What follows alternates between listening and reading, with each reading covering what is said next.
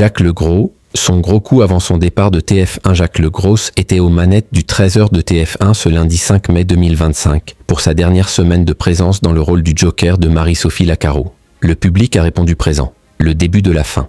Lundi 5 mai 2025, Jacques Legros a pris la relève de Marie-Sophie Lacaro pour son ultime semaine de présence aux manettes du 13h de TF1.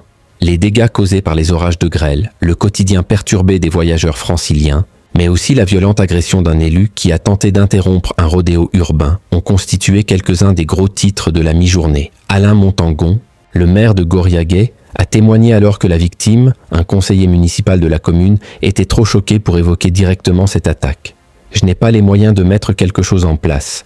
La seule chose, c'est de discuter avec les jeunes, de venir les voir. La police n'a pas le droit de les pourchasser.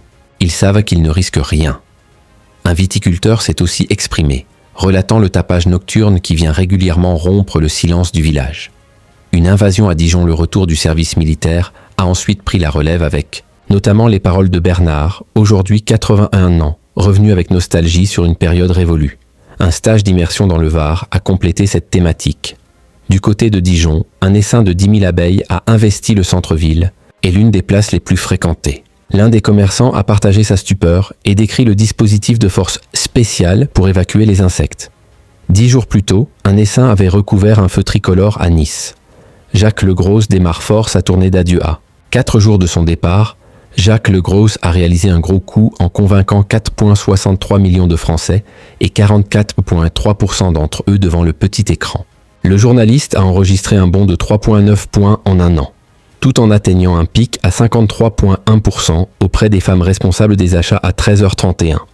En moyenne, 45,6% d'entre elles ont répondu présentes, ainsi que 40,7% des 25-49 ans et 36% des CSP+.